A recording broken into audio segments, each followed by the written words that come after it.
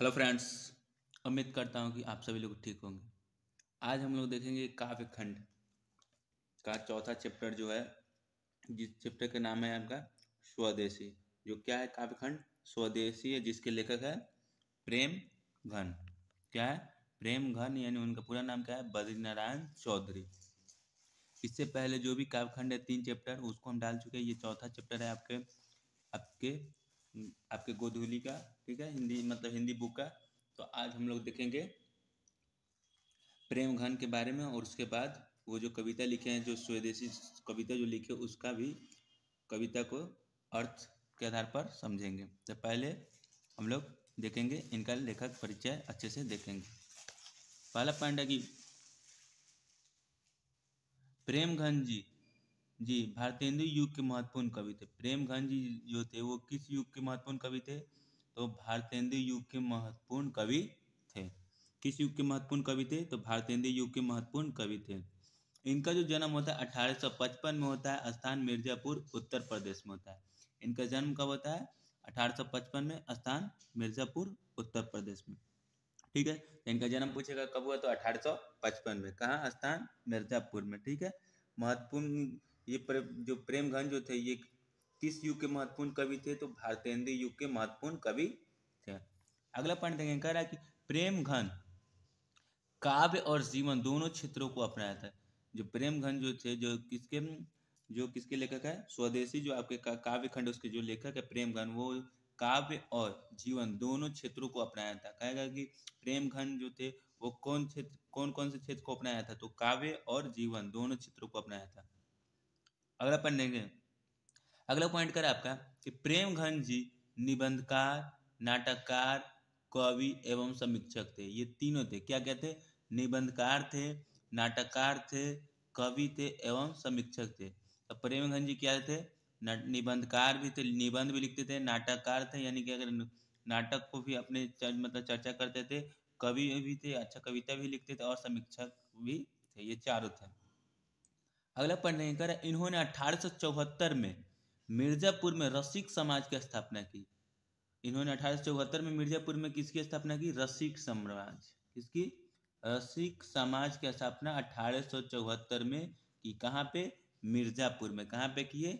मिर्जापुर में किए। ठीक है, अगला पॉइंट देखेंगे। अगला पॉइंट कर आपका इन्होंने आनंद कादम्बिनी मासिक पत्रिका, इन्होंने पत्रिका निकाली, जो क्या उसका नाम क्या था? आनंद कादम्बिनी मासिक पत्रिका, तथा नागरी नीरद नामक साप्ताहिक पत्र का संपादन किया। इन्होंने कौन कौन सा पत्रिका निकाला? एक मासिक पत्रिका निकाला, एक साप्ताहिक पत्रिका निकाला। तो मासिक पत्रिका का नाम था आनंद का कादम्बिनी, और जो साप्ताहिक पत्र था उसका नाम था नागरी नीरद। क्या था? नागरी नीरद। तो ये साप्ताहिक हो गया और ये मासिक पत्रिका था। अगला देखेंगे पॉइंट कर, यह साहित्य सम्मेलन के कलकत्ता अधिवेशन के सभापति रहे। ये जो प्रेम घन जो थे, यानी बद्रीनारायण चौधरी जो थे, ये कलकत्ता अधिवेशन के सभापति रहे। कहेगा कि प्रेम घन कहाँ के सभापति रहे? तो कलकत्ता अधिवेशन के सभापति रहे। इसी तरह आगे पॉइंट देखेंगे। अगला पॉइंट देखेंगे, कह रहा है कि इनकी रचना प्रेम घन सर्वस्व नाम से संग्रहित है। इनकी जो रचना है किस नाम से संग्रहित है? तो प्रेम घन सर्वस्व से संग्रहित है। ठीक है, तो अगला पॉइंट कह रहा है पर इनकी जो कुछ प्रसिद्ध नाटक है उनको देखेंगे। कह रहा है भारत सौभाग्य इनकी प्रमुख प्रसिद्ध नाटक है, प्रयाग रामागण। यही जो जो जो इनकी नाटक है, जो क्या है, बहुत ज्यादा प्रसिद्ध है। ठीक है, तो कौन कौन है? भारत सौभाग्य, प्रयाग रामागमन, इनकी क्या है? बहुत प्रसिद्ध नाटक है। अगला पढ़ने कर, इन्होंने जीर्ण जनपद नामक एक काव्य लिखे। इन्होंने क्या कहता है? एक काव्य लिखा जिसका नाम क्या था? जीर्ण जनपद। क्या है? जीर्ण जनपद नाम का एक काव्य लिखा है। इसमें ग्रामीण जीवन को चित्रण किया हुआ है। इन्होंने एक काव्य लिखा है जिसका नाम क्या है? जीर्ण जनपद। इन्हें जनपद, इनमें किसकी चर्चा की है? तो ग्रामीण जीवन के बारे में चर्चा किए हुए हैं। ठीक है, प्रश्न क्या है कि प्रेम घन द्वारा लिखे गए जीर्ण जनपद काव्य में किसकी चर्चा की गई है, या फिर किसका उल्लेख किया गया? तो ग्रामीण जीवन का चित्रण किया गया है। अगला पढ़ने का, प्रेम घन अधिकतम काव्य रचना किस भाषा में की है? तो ब्रज भाषा और अवधी में। प्रेमगंज जो थे अधिकतम काव्य रचना ब्रज भाषा और अवधि में किए। किसमें किए? तो ब्रज भाषा और अवधि में। अगला प्रश्न करें, इनके काव्य में लोकोन्मुखता एवं यथार्थ प्राणीयता का आग्रह है। इनकी जो भी काव्य उसमें किसकी आग्रह है? तो लोकोन्मुखता एवं यथार्थ प्राणीयता की आग्रह है। लास्ट पॉइंट देखें, कह रहा है कि इन्होंने साम्राज्यवाद एवं सामंतवाद का विरोध किया। ये जो थे साम्राज्यवाद और सामंतवाद का क्या किए? ये विरोध किए। ठीक है ना। तो कहेगा कि प्रेमगंज जो थे किसका विरोध किए? तो साम्राज्यवाद तथा सामंतवाद का क्या किए? विरोध किए। ठीक है। तो इनसे प्रेमगंज से रिलेटेड जितने भी पॉइंट थे हम सभी आपको पॉइंट बता दिए। अब इनके द्वारा जो लिखी गई जो कविता है, ये काव्य खंड है स्वदेशी, उसके बारे में एक एक पंक्ति को अच्छे से पढ़ेंगे और एक एक पंक्ति को अर्थ मतलब कि आसानी से समझते चलेंगे, ताकि कोई दिक्कत नहीं हो कविता का अर्थ निकालने में। ठीक है। तो हम लोग देखेंगे स्वदेशी कविता जिसके लेखक कौन है? प्रेमगंज। उसके बारे में हम बता चुके हैं, उनके बारे में बता दिए हैं। अब देखेंगे उनके द्वारा जो लिखी गई कविता है, काव्य खंड है स्वदेश, उनकी हर एक पंक्ति को अच्छे से पढ़ेंगे और उसका अर्थ समझते चलेंगे। और आप लोग कॉपी में इसको अच्छे से नोट कीजिए। कविता का जो पहला पंक्ति कह रहा है कि सबय विदेशी वस्तु नर गति रति रीत लाखत भारतीयता कछु न भारत म दर्शात। यानी जो पहला जो पंक्ति है इसके अनुसार कहना चाह रहे हैं कवि की भारत में भारतीयता नाम की कुछ नहीं बचा हुआ है। भारत में जो भारतीयता नाम का कुछ नहीं बचा है, क्योंकि यहाँ के लोगों के स्वभाव सभी पक्षों में विदेशी वस्तुओं से लगा हो गया। यानी सही बात है कि आज के जनरेशन में क्या हो गया, जितने भी लोग हैं सभी को मतलब जो भी वस्तुओं से लगाव है सभी विदेशी वस्तुओं से लगाव है, जबकि भारत की वस्तुओं से लगाव है लेकिन बहुत कम है लगाव। ठीक है। तो वही कह रहे हैं कि सबय विदेशी वस्तु नर गति रति रीत लखात भारतीयता कछु न भारत म दर्शात। यानी भारत में भारतीयता नाम की कुछ नहीं बचा है, क्योंकि यहाँ के लोगों के स्वभाव सभी पक्षों में कैसा हो गया? विदेशी वस्तुओं से लगा हो गया। अगला पंक्ति देखेंगे। अगला पंक्ति कह रहा है मनोज भारती। क्या कह रहा है अगला पंक्ति? मनोज भारती देखी को सकत नहीं पहचान मुसलमान हिंदू किधो कै ये क्रिस्तान। यानी इस पंक्ति के अनुसार प्रेमगंज कवि का कहना है कि कोई देखकर इन्हें पहचान नहीं सकता कि यह आदमी भारतीय है, क्योंकि मुसलमान हिंदू सभी अंग्रेज जैसे लगने लगे हैं। इनको देखकर पहचान करना मुश्किल हो गया है कि ये भारतीय है क्योंकि सभी का स्वरूप कैसा हो गया? हिंदू हो या मुसलमान हो या क्रिश्चियन, इन सभी का स्वरूप किसकी तरह हो गया? अंग्रेज की तरह हो गया है। अगला पंक्ति देखेंगे। अगला पंक्ति आपका कह रहा है कि पढ़ी विद्या क्या कह रहा है? पढ़ी विद्या परदेश की बुद्धि विदेशी पाए। यानी विद्या क्या है? परदेश की पढ़ेंगे तो बुद्धि भी कैसी होगी? विदेशी होगी। चाल चलन परदेश की गई इन्हें अति भाए। यानी इस पंक्ति के अनुसार कवि का कहना है कि विदेशी विद्या पढ़कर एवं विदेशी बुद्धि पाकर भारतवासियों को विदेशी चाल चलन में ज्यादा अच्छा लगने लगा है। यानी इस पंक्ति के अनुसार कवि का कहना है कि विदेशी विद्या पाकर विदेशी बुद्धि पाकर भारत जितने भी भारतवासी है सभी के अंदर कैसा चाल चलन हो गया है? एकदम विदेशियों की तरह चाल चलन हो गया है। अगला पंक्ति कह रहा है कि थते विदेशी थात सब बनियो देश विदेश सपने हो जिनमें ना कहो भारतीयता लेस।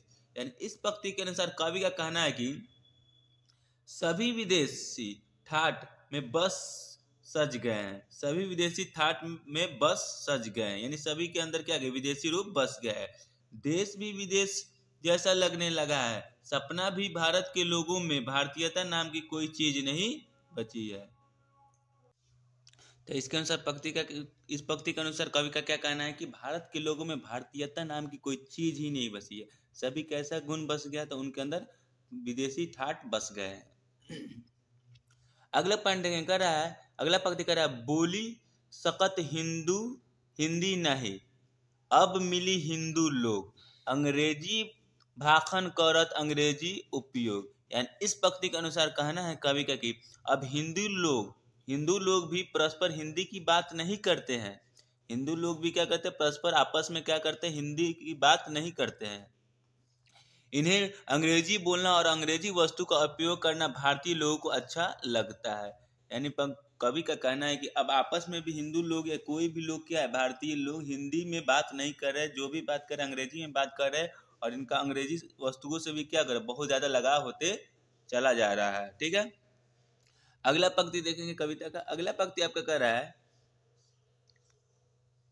कि अंग्रेजी वाहन बसन वेश रीति नार और रीति, अंग्रेजी रुचि गृह सकल वस्तु देश विपरीत। यानी इस पंक्ति के अनुसार कहना है कवि का कि अंग्रेजी वाहन, वस्त्र, वेशभूषा, रीति रिवाज, विचार, रुचि आदि सभी चीजें देशी के विपरीत विदेशी लोगों की वस्तु अच्छा लगने लगा है।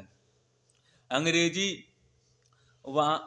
वाहन, वस्त्र, वेशभूषा, रीति रिवाज जो भी है सभी को लोगों को क्या हुआ है, अपना मतलब अपना कुछ नहीं अपना कर किसको अपना रहा है, विदेशी लोगों के रीति रिवाज को अपना रहा है। यानी अपने सभी कल्चर को क्या करे, पुरानी जो हम लोग जो भी सभ्यता उस सभी सभ्यता को क्या कर रहे लोग, भारतीय लोग भुला रहे हैं, और सभी अंग्रेजों की सभ्यता को क्या कर रहे हैं, अपना रहे हैं।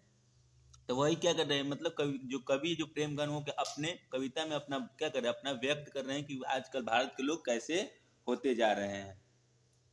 अगला पंक्ति का देखेंगे कि हिंदुस्तानी नाम सुनी अब ये सकुची लजात, हिंदुस्तानी नाम सुनी अब ये सकुची लजात, भारतीय सब वस्तु ही सो ए हाय घिनात।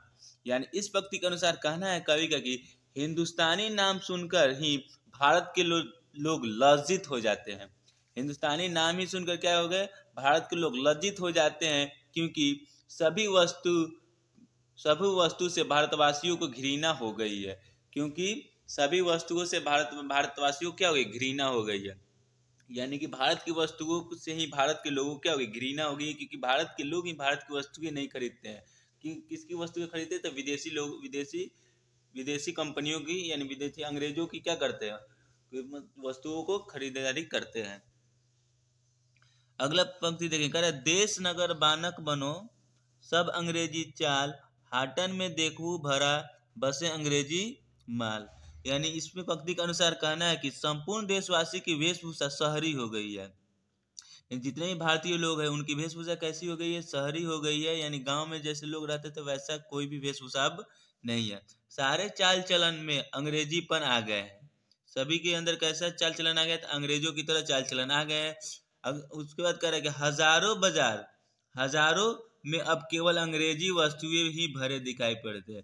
यानी ग्रामीणों के बीच अगर देखेंगे तो सिर्फ और सिर्फ कैसी वस्तुएं दिखाई देगी, अंग्रेजी वस्तुएं दिखाई देगी। अगर 100 वस्तुएं हैं तो वहां पे 99 वस्तुएं आपको अंग्रेजी दिखाई देगी और एक वस्तु भारतीय दिखाई देगी।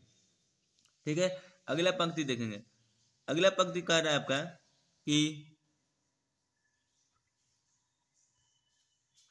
अगला पंक्ति कह रहा है जिनसो संभल सकत नाही तन की धोती ढीली ढाली, देश प्रबंध करेंगे ये यह कैसी खाम ख्याली। यानी इसमें इस पंक्ति के अनुसार कवि का कहना है कि जिन नेताओं की शरीर की ढीली ढाली भारतीय धोती संभल नहीं आती वो देश का शासन संभाल लेंगे, यह तो उनकी कोरी कल्पना जैसी है। मैंने इनका कहना है कि जिसका मतलब क्या है, जिन नेताओं की शरीर ढीली ढाली है, जो धोती को अच्छे से संभाल नहीं सकते, वो देश को क्या संभाल पाएंगे। यानी उनकी जो कल्पना है क्या एकदम कोरे पन्ने की तरह है। ठीक है, अगला पंक्ति देखेंगे कविता। अगला पंक्ति आपका कह रहा है कि दास